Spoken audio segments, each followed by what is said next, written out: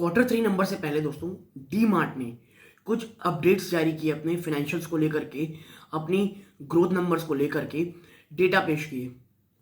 Data आप कह सकते हैं कुछ स्तरों पर काफ़ी अच्छे थे। कहीं पे आपको देखने ये मिलेगा कि जो स्लो डाउन है वो वाकई में एक रियलिटी है। क्वार्टर ऑन क्वार्टर बेसिस पे देखेंगे तो आपको कमजोरी देखने को मिलेगी, बट जब आप ईयर ऑन ईयर देखेंगे तो आपको एक शानदार बढ़ोतरी देखने को मिलेगी। लेकिन वो जो बढ़त है दोस्तों, वो सबसे स्लोएस्ट है मार्च 2022 से कई जगहों पे। और डीमार्ट दोस्तों यही रीजन है कि इतनी ज्यादा हाई वैल्यूएशन इंजॉय करता है।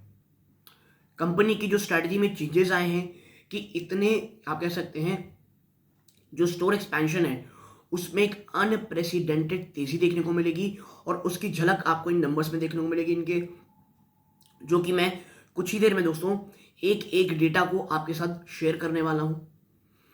डी मार्ट दोस्तों जिस तरह से चैलेंज फेस कर रहा है, जिस तरह से हीट फेस कर रहा है, चाहे आप तमाम एफएमसीजी कंपनीज को ले लें, एचयूएल को ले लें, जिस तरह से दोस्तों अब एचयूएल के 25% जो कंज्यूमर्स हैं, जो कस्टमर्स हैं, वो ऑनलाइन आ रहे हैं। रिलायंस खुद का एक आप कह सकते हैं लॉन्च एफएमसीजी जो ब्रांड है वो लॉन्च किया है इंडिपेंडेंस के नाम पे। लगातार नए नए एक्विजिशंस रिलायंस कर ही रहा है। अभी अभी ये खबर आ रही है कि गुजरात के एक बेवरेज ब्रांड को भी वो एक्वायर कर रहा है दोस्तों। इससे पहले उसने चॉकलेट, फिर मेट्रो ब्रांड्स एक्वायर किया, बट मेट्रो ब्रांड्स डिफरेंट कह सकते हैं वर्टिकल है, बट एफएमसी में ज्वाइन कर रहे हैं। तो तमाम चीजें हो रही दोस्तों। और जो डी मार्ट में जो लगातार एक प्रॉब्लम देखने को मिल रही थी हमको, वो है दोस्तों नॉन इसेंशियल आइटम्स की बिक्री। जी हाँ दोस्तों, डी मार्ट पिछली बार भी ये कह रहा था कि जो हमारे इसेंशियल आइटम्स की बिक्री है वो तो प्री कोविड लेवल में पहुंच गई है, लेकिन जो नॉन इसेंशियल आइटम्स हैं, जो एक हाई मार्जिन आइटम्स होते हैं, वहां पर आपको कमी देखने को मिलेगी। और वो कमी शायद इस बार भी लगातार जा रही है दोस्तों। डी मार्ट का जो सबसे बड़ा यूएसपी होता है इसके फुटफॉल्स। पिछली बार आप कह सकते हैं कि फेस्टिव सीजन होने के कारण वहां पे कुछ इंप्रूवमेंट देखने को मिली थी, लेकिन क्या वो इंप्रूवमेंट इस बार भी जारी है ये भी देखना पड़ेगा। और फुटफॉल में कमी आना डायरेक्ट रिलेशन होता है दोस्तों नॉन इसेंशियल आइटम की बिक्री में दोस्तों। क्योंकि देखिए मैं इसको आपको पहले आपको बता दूं कि भाई आप जब खरीदने जाते हैं सामान को, तो आप इसेंशियल आइटम्स को, तो उसके साथ कुछ नॉन इसेंशियल आइटम भी आप खरीद ही लेते हो, बट उसमें कमी आना इस बात का परिचायक है कि फुटफॉल्स में कमी है दोस्तों। एक्सपेंशन जो इतने एग्रेसिव होंगे उसके क्या रिpercussions आएंगे आने वाले समय में, ये भी हमको देखना पड़ेगा। तो ये तमाम चीजें इन्वेस्टर बहुत कीनली देखेंगे दोस्तों Q3 के नंबर्स पे। तो क्या अपडेट है, इसका असर क्या होने वाला है, एज ए इन्वेस्टर आपको क्या करना चाहिए, और Q3 के नंबर्स कब ये कंपनी रिलीज करेगी, इस तमाम चीजों की एनालिसिस आपको इस एक वीडियो में देखने को मिलेगी। इसके बाद जो आएगा दोस्तों, इसके बाद हर एक चीज में एनालिसिस करेंगे, कहां पर क्या चूक हुई है, कहां पर कहां इंप्रूवमेंट देखने को मिल रही है, और क्यों इस इंप्रूवमेंट को, क्यों इस बढ़त को वाकई में सेटिस्फैक्टरी नहीं कहा जाता है। तो दोस्तों अगर आप इसमें निवेशित हैं, निवेश की सोच रहे हैं, तो ये वीडियो आपके बहुत बहुत काम आएगी। और ऐसे ही स्टॉक स्पेसिफिक न्यूज़ के लिए पाने के लिए चैनल को सब्सक्राइब करके बेल आइकन दबा दें, ताकि आप कोई भी वीडियो ना छोड़े दोस्तों आपसे। तो अब विदाउट वेस्टिंग टाइम सीधा आपको लेके चलता हूं उस तमाम डेटा की तरफ, उस तमाम एनालिसिस की तरफ जो इन्होंने अपनी फाइलिंग में किए हैं। तो सीधा चलते हैं उस एनालिसिस की तरफ दोस्तों। ऊपर ऊपर से बातें बहुत होगी दोस्तों, अब कुछ बात करते हैं डेटा में कि एक्चुअल में कितनी डेटा पॉइंट्स में हमें गिरावट देखने को मिल रही है और कहां पॉजिटिविटी देखने को मिल रही है। देखिए, Avenue Supermarts Q3 revenue rises 25% year on year. जी हाँ दोस्तों, जो एवेन्यू सुपरमार्ट का जो Q3 का रेवेन्यू दोस्तों, ये 25% बढ़ता हुआ दिखाई दे रहा है ईयर ऑन ईयर। लेकिन प्रॉब्लम है इनकी पेस ऑफ ग्रोथ में, जो कि अब स्लो डाउन हो रही है। जी हाँ दोस्तों, जो इनकी ग्रोथ है उसमें अब आपको गिरावट देखने को मिल रही होगी। ठीक है, आगे चलते हैं तो आप पाएंगे दोस्तों, आप देखिए इधर that Radha Krishna Damani owned Avenue Supermarts revenue, जब भी मैं वीडियो बना रहा था लगभग 2.25% की गिरावट दिख रहा था। Revenue growth slow down on a sequential basis in the quarter in December. और ये जो स्लो डाउन हमको देखने को मिल रहा है ये सिक्वेंशियल बेसिस पे देखने को मिल रहा है। लेकिन even though the company posted a double digit rise in top line। दोस्तों जो टॉप लाइन है उसमें डबल डिजिट की हमको ग्रोथ देखने को मिल रही है, ठीक है। उसके बावजूद आप देखेंगे कि जो सिक्वेंशियल बेस में आपको स्लो डाउन देखने को मिल रहा है।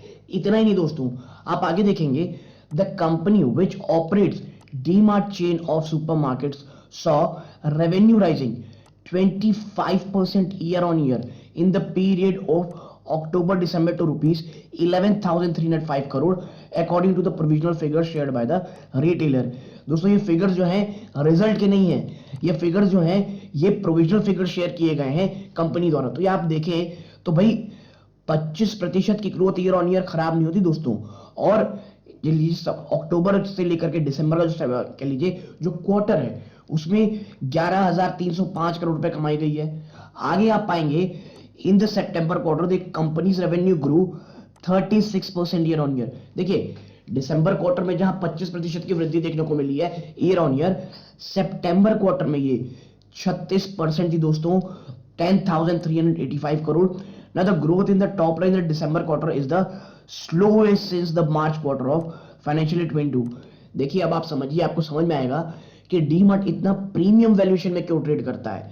यानी कि आपको जो ये ग्रोथ देखने को मिल रही है ना 25%, ये आप मान के चलिए कि टॉप लाइन में स्लोएस्ट कह लीजिए आपको ये ग्रोथ है सिंस मार्च 2022, ठीक है। आप समझिए कि इतनी शानदार ग्रोथ हो रही है, लेकिन इसे भी कहा जा रहा है कि भाई ये कम पेस में हो। क्योंकि देखिए बात सही है, उम्मीदें बहुत है इससे दोस्तों, और जिस तरह से इसने ग्रोथ दिखाई है ये अपने आप में फिनोमिनल है। देखिए जब तक 31 दिसंबर एज ऑफ 31 दिसंबर 31 दिसंबर जो टोटल नंबर ऑफ स्टोर है दोस्तों वो 306 है कंपेयर्ड विद 320 क्वार्टर अगो। यानी एक क्वार्टर में कंपनी ने 4 और नए स्टोर खोल दिए हैं, ठीक है। और अगर आप पुराने व्यूअर्स हैं, मैंने जब इस पे वीडियो बनाया था एक बार कहा था कि आने वाले समय में जिस तरह की इनकी ग्रोथ देख रहे हैं ये बहुत बहुत ज्यादा आप कह सकते हैं फोकस कर रही है ग्रोथ में, और इन्हें करना पड़ेगा। जिस तरह से रिलायंस रिटेल बढ़ रहा है दोस्तों, अन्य जो बड़े बड़े एफएमसीजी बढ़ रहे हैं, इन्हें भी ग्रोथ की जो अपनी स्पेस है उसे बहुत तेज करना पड़ेगा।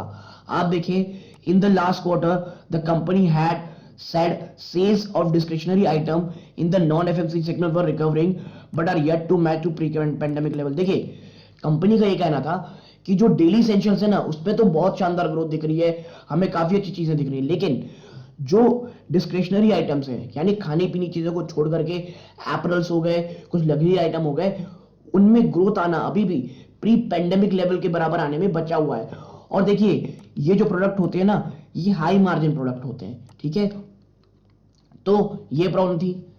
आगे अगर हम चलेंगे थोड़ा तो आप पाएंगे investors would want to see if there was a further improvement in the sales in the December quarter. जो देखने वाली बात ये है दोस्तों कि जो इन्वेस्टर ये देखना चाह रहे हैं कि जो नॉन इसेंशियल आइटम्स है, नॉन एफएमसीजी आइटम है, क्या वहां पे बढ़ोतरी देखने को मिली है।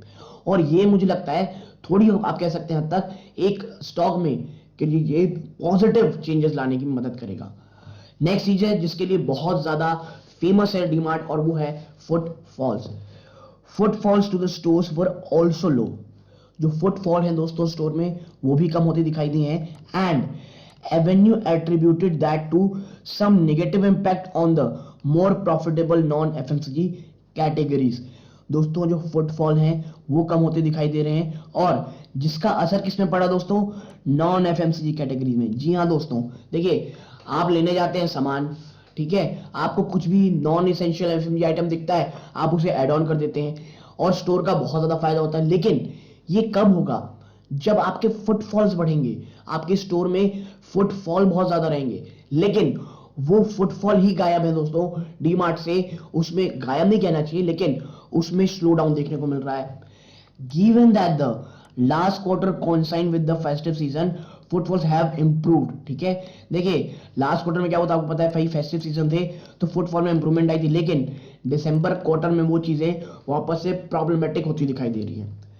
The street will watch out the commentary on this front when the company announces its earning। Avenue Supermart is yet to disclose the date for announcing the quarterly result। देखिए और जो स्ट्रीट है यानी बाजार है, आपके और मेरे जैसे इन्वेस्टर हैं जो इतनी हाई कह सकते हैं इतनी महंगी वैल्यूएशन की कंपनी में निवेश कर रहे हैं, तो हमें ये देखना है कि कंपनी अपनी कमेंट्री क्या कहती है। और देखिए इस बार ना जो क्वार्टरली नंबर्स आएंगे, मैं ये चीज बार बार फोकस कर रहा हूं दोस्तों, क्वार्टरली नंबर्स तो इंपॉर्टेंट रहेंगी, इसके साथ साथ कमेंट्री क्या रहती है, इसके साथ साथ मैनेजमेंट क्या कहती है कि भाई आने वाले समय में हम किस तरह की स्ट्रैटेजी बना रहे हैं, आने वाले समय में हम किस तरह चीजों को आगे बढ़ते देख रहे हैं, आने वाले समय में हम किस तरह अपनी जो ग्रोथ इंजन है उसे बढ़ाएंगे। ठीक है, और यहां पर भी यही बात कही जा रही है।